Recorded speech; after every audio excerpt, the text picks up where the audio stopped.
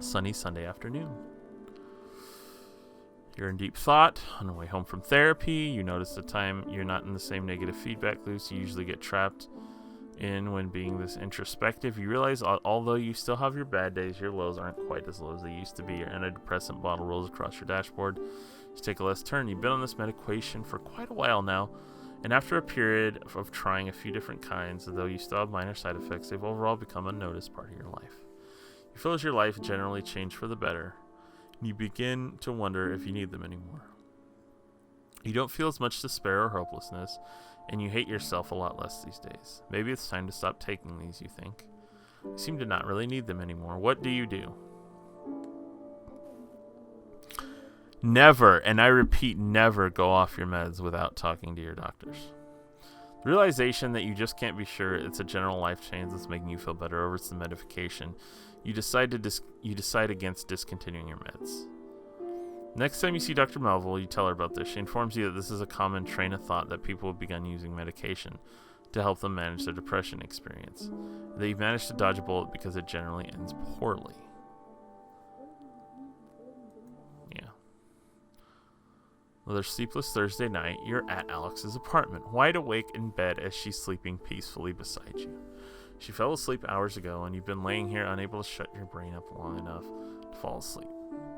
You've added the feelings of insecurity about your relationship to the rest of the noise in your head keeping you up tonight. It was kind of tense night between the two of you. You arrived after a stressful day at work, and as you made dinner together, you barely said a word. You were stuck in your own head and had a hard time being really present with her as your thoughts turned all the ways you feel like you're deficient at being a good person.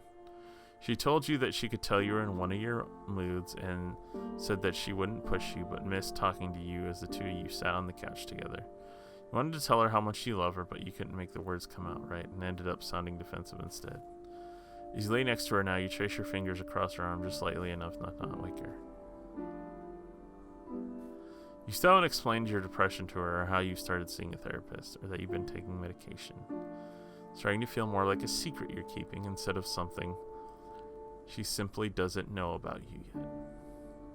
It's becoming more and more apparent that it's impacting your relationship with her, and you feel guilty about this. However, you're also terrified that if she knew exactly how messed up you were, that she would leave you. You're already worried that she's only with you because she doesn't realize how terrible a person you are yet. And you're afraid that this would be the final thing to expose you. The confusion that comes with waking up, she asks you if you're awake and then if everything's okay. No point in stopping now. It's time to tell her about what's going on. You feel like a jerk for waking her up. Can't put this off any longer. Everything isn't okay. Can I tell you something important? Alex sits up, rubbing the sleep out of her eyes. For the rest of the night, you lay side by side holding hands, and you tell her everything. You tell her it's more than just feeling sad sometimes, how you feel trapped by your own mind sometimes. How sometimes you feel nothing at all, and how you can't shake it off. You tell her how you started going to therapy, and how you feel embarrassed about it, and how it's working out for you. She listens the entire time, occasionally asking questions about how this or that works, or asking you to explain something further. She squeezes your hand and tells you she understands, and that she's sad you didn't tell her sooner. After laying silent for a moment, the weight of what you did hits you. You desperately want her to say something, to tell you how she's feeling about all this, but you're too afraid of what the answer would be to ask. You start convincing yourself that now that she knows everything, she's going to leave. There's no way someone can deal with how you really are. So how can I help? What do you need me to do? She asks. You think for a second.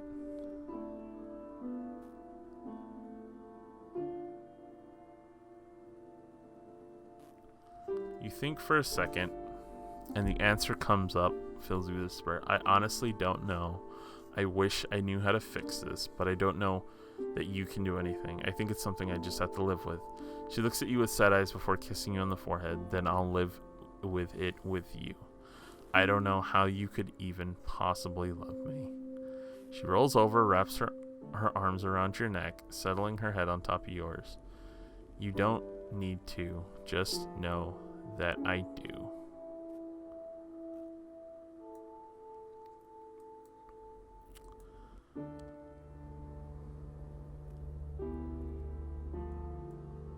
Huh. It's Friday night, and you're laying across your bed feeling pathetic. You're leaving work tonight. A group of coworkers ask if you want to join them for drinks. You declined. You have a habit of doing this. You're often convinced that you are weird and terrible, that an invitation to hang out and a disappointment for those inviting you. You never feel like you know how to act in group outings. Now you find yourself at home alone. Your brain has begun telling you how pathetic and sad you are being for unable to just be a normal person. Nice people. You try your typical strategy, boot up Netflix, distract yourself from these feelings, but frustration with yourself builds. You realize you have to do something else with your night. Anything else to take your mind off how awful and lonely you feel right now. What do? You can see if addicts online. You can call Alex. You can drink, not the answer. Go out somewhere alone. Play with your cat. Playing with your cat is nice. It's an option. But, I mean, you can do that pretty much anytime. It's Friday night. I feel like we should either go out alone just to spend time with ourselves, or we should call Alex. Call Alex. Dial Alex's phone number, figuring that you can spend some time with her instead of being cooped up in your apartment. Her phone rings a handful of times before going to voicemail. You know it's not uncommon for her to be out with friends at this hour. You leave a voicemail, but end up calling again 15 minutes later. Still no response. Imagine Alex is out with her friends, much like you would be tonight if you weren't horrible at socializing.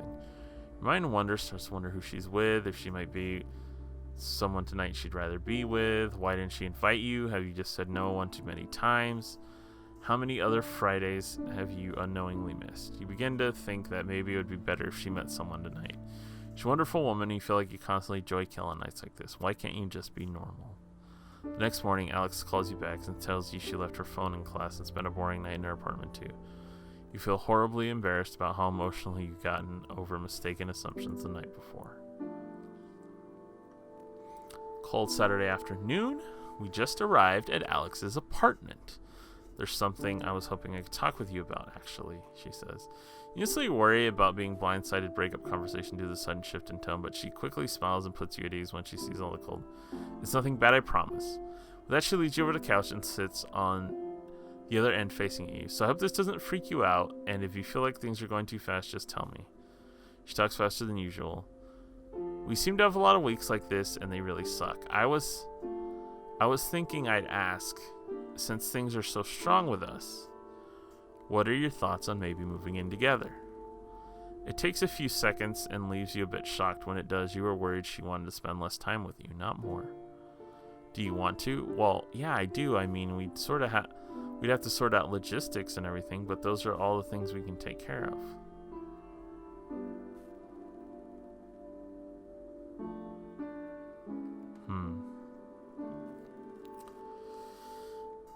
Take your relationship to the next steps with ease. Move in together.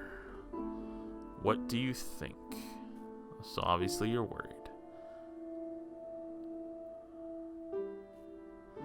There are things she's insulated from, like the days you don't feel like you can even get out of bed, the nights your medication keeps you from being able to sleep. All those moments you're stuck staring at the wall, completely out of energy, feeling nothing. How would she handle that? Tell her you want to, but have concerns and discuss them honestly. She's your girlfriend. You're really worried she wouldn't be able to deal with you on the days you're unable to get to bed. Well, I'd like to, but I think it's best if we talk about it a bit more before committing to a discussion. Though she seems a little defeated, you make it clear that you're not making excuses and actually mean that you want to talk. You relay a lot of what you've told Alex at that night, and although she gets a little defensive and tells you that she knows all that already, she confirms that she's willing to help you sort out your issues. I feel like you forget I love you sometimes. I know that there will be bad days, and I'd rather try to work through them with you. We can figure this all out together. Her words sway you, and you can't help but hold her close to you. It's December, and you've decided to return to your parents' house to celebrate the holidays with your family. Out the living room window, you can see a gentle flurry of snow drifting down and meet the pristine blanket of white from yesterday's unexpected Christmas Eve snowfall. And you quietly laugh at yourself at how incredibly cliche it seems. So you can't help but notice how being surrounded with family and the overly kitschy atmosphere your mom decorates have actually made you feel relaxed and almost more comfortable. Your mom is running around frantically, checking the oven, stockings, generally trying to family time it up while your dad sits at the head of the table drinking a beer and laughing with your brother Malcolm. So I have Karen is there too, whom you've always gotten along well with, and your parents even agreed to let you bring your kitten along. She's been darting in and out of people's legs, hopping into laps all night. As you thoughtfully munch away your turkey, listening to the conversations, you and your thoughts drift back over the last few months, and you think about how hard things have gotten, replaying over your head some of the worst. Seems like these things just came ahead over the past few months with the sudden flurry of relationship turmoil, professional anxiety, social stress, and above all, an omnipresent sense of weight that seems you have just recently become aware of. You're drawn out or vary by your dad's familiar booming laugh, and some cheesy comment Malcolm made seems to have hit its mark. You're suddenly immensely glad for the chance to be able to ignore everything for an evening and not having to struggle trying to explain yourself for once.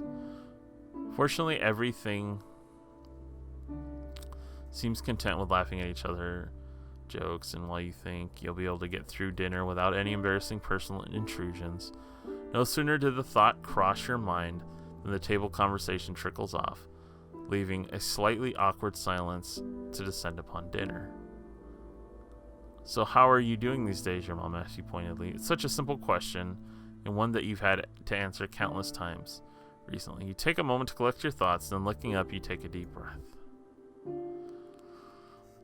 Well, you certainly can't say things over the past few months have been easy. You're almost ready to let yourself believe that the worst parts are behind you. It may be difficult to see past your self-loathing on most days, but even so, sometimes you can't help but notice that things do seem to be getting better. One of the more difficult challenges you find yourself having to face on a daily basis is your job. In spite of your attempts at positive thinking and other cognitive techniques Dr. Melville's taught you, the prospect of going into work every morning still fills you with dread. Fortunately, you've been able to contain these feelings for the most part, and you've been managing your attendance, keeping your job performance up, that you aren't making things worse by getting in trouble with your boss. Your employment may be far from ideal, but for now you're content to punch the clock and collect your paycheck. Some evenings you've been feeling particularly motivated, and you even caught yourself hunting through online classifieds and bookmarking some new jobs that look interesting. Who knows? You may not be far from taking a leap to trying something new. It seems sometimes since you've hung out with your friends in earnest, and now that you feel like you're coming out of the woods, you're beginning to feel self-conscious about having alienated them over the past a little while. You realize that much of your flakiness and subsequent withdrawal was largely a result of trying to hide from them out of embarrassment. The notion of trusting people with your vulnerabilities is very frightening to you, and in your self-loathing, you realize that your behavior did cut them out. Though it will take a huge leap of faith on your part, you resolve to repair your social relationships. You've started sending out casual messages to some of your friends to hang out. For the most part, the response have been more encouraging than you were expecting. Things with Alex were quite tense for a while. After your conversation with her, she really did seem to be taking a more active role in helping understand your situation. Even so, the past few months tested the limits of your relationship to the limit. Ultimately, you were able to take her advice, step outside of your own head more and more. It was a difficult thing for you to do. Your defense mechanisms ran so deeply that oftentimes you weren't even aware of them. But you let yourself trust her as your partner, and your relationship has become much stronger for the experience. Despite all the clear progress you've made lately, you still carry the weight of your insecurities practically everywhere with you. And you even have some days still where you can't do much at all. On these days, it's very tempting for you to slip back into older unhealthy habits. But much to your own surprise, you've so far managed to avoid a major backslide. You know that you have a long way to go before you can feel like your life isn't spinning totally out of control. And even when you do, you'll never ever be rid of your depression completely. But you have a strong support network, and for the first time you can remember, you're actually feeling optimistic. Things are alright, Mom, you tell her, while you see her mouth tighten in worry. Her eyes soften when she sees you smiling. We really want to thank you for taking the time to play Depression for us. We realize it may not be the most enjoyable game you've ever played, or even the easiest. We sincerely appreciate your involvement. Like Depression itself, Depression Quest does not have an end, really. There is no neat resolution to depression, and it was important to us that Depression Quest's own resolution reflect that. Instead of a tidy ending, we want to just provide a series of outlooks to take moving forward. After all, that's all we can really do with depression, just keep moving forward. And at the end of the day, it's our outlook and support from people just like you that makes all the difference in the world. Thanks again. Credits.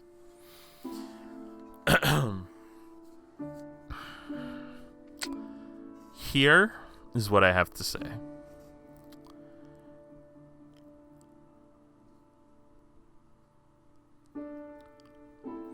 The writing was not the best.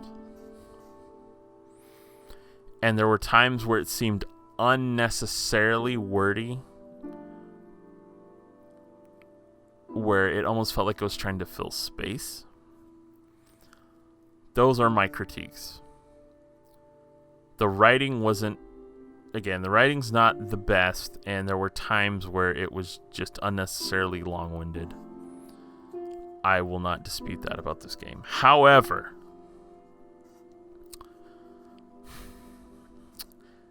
I will say, without a doubt, after playing this, as someone who's had depression, the criticism that this does not reflect depression in any way, shape, or form is completely baseless and is purely, as I can see now, motivated by some sort of Gamergate controversy. Whether or not Gamergate or whatever is right or wrong, even though for the most part what I've seen, it tends to go a little overboard. And I don't think the issue is whether or not this game is good. Is this game amazing? No. Is this game one of the best you've ever played? No, this game is not always Sunlight. I will say that. This game is not free from criticism in general. Always Sunlight was a better depiction of depression, and it was more well made than this. And it felt more like a game. Yes. So is this the best game about depression there is? No. Does this game do depression justice? Yes, it does. There were times, and I was noticing it, what suddenly the red crossed out lines was not just, it wasn't just an option that wasn't available to you because you were depressed. It was your own thoughts that you wanted to try, but you couldn't. And I can tell you from firsthand that there are times where you want to do A, B, or C, and you just can't. And I noticed it, that sometimes it wasn't even just an option that wasn't available to you. It was legitimately the thoughts going through your head that left you with the only options you could take. Now, I had the benefit of knowing what to do because I have worked my way. I have scratched and clawed my way to get a semblance of normalcy from my depression. And I know what those steps were. And so I was able to get what I'm assuming is the quote-unquote best ending. But there's also something else that I think this game can do and do well. And one, also, music done nicely in the background. The sound in this game done pretty well.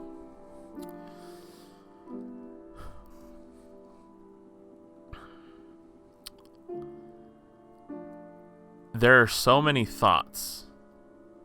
The idea that you're a burden to people, the idea that you're just a problem for them, the idea that it's easier to just withdraw into yourself than to outwardly express to everyone what's going on.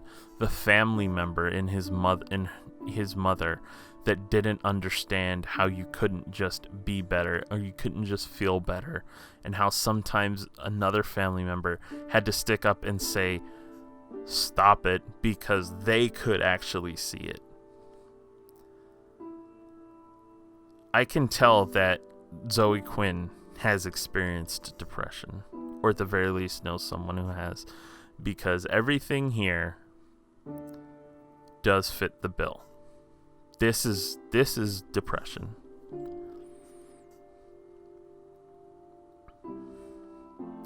You get up, and sometimes you can't even get up.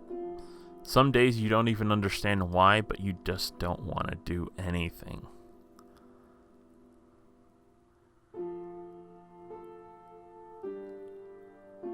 Some people claim that this game doesn't depict depression. Yes, it does. If you think that just because maybe the person in this game has I would say I know what the biggest criticisms is. And this might come across as harsh, and this might get me some dislikes. I think it stems from the fact that this person, even with all their depression, had a social circle, had a job, had a girlfriend. They seemingly had things that a normal person has. And I think for a lot of people that probably get really upset about this, my guess is that they have depression and they don't have all of these things. And so to them, what does this person have to be depressed about? That's not how depression works. Depression doesn't care if you have a girlfriend. Depression doesn't care if you have a job. Depression doesn't care. Depression doesn't care. And if you want to bash this game on the premise that the character has some things in their life that you would consider better than yours, if you think having those things is what would make your depression go away, I can tell you right now, you are wrong. If you have depression and you're afraid to go seek help, don't be. Pills, I was hesitant to take medication. I was hesitant to go see a therapist. I had family members who were supportive, and I had family members who made me feel like, well, why don't you just stop being that way? I had friends who thought that before in my life. I've had friends who were supportive.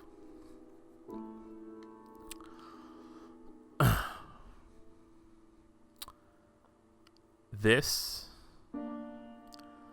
is a solid, okay game. Do I think that maybe going a visual novel route would have been, I don't know, better? Probably.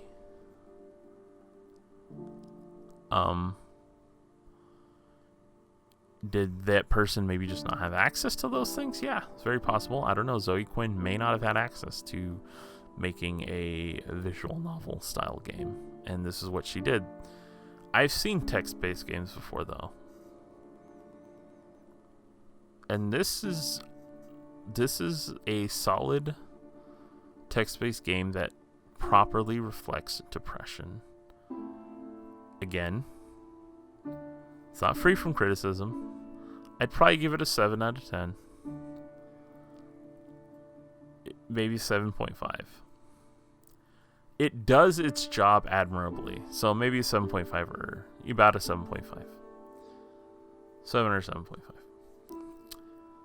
But again, my main critiques, unnecessarily wordy at times, and the writing, if you're going to be that wordy, it needs to be because your writing is acceptable. I understand what they were going for. I think they were trying to paint a strong picture with imagery, but I think at times it ended up hindering it more than it did helping the game.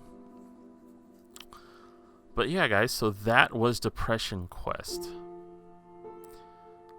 This is not a bad game, and this is not a poor example of depression.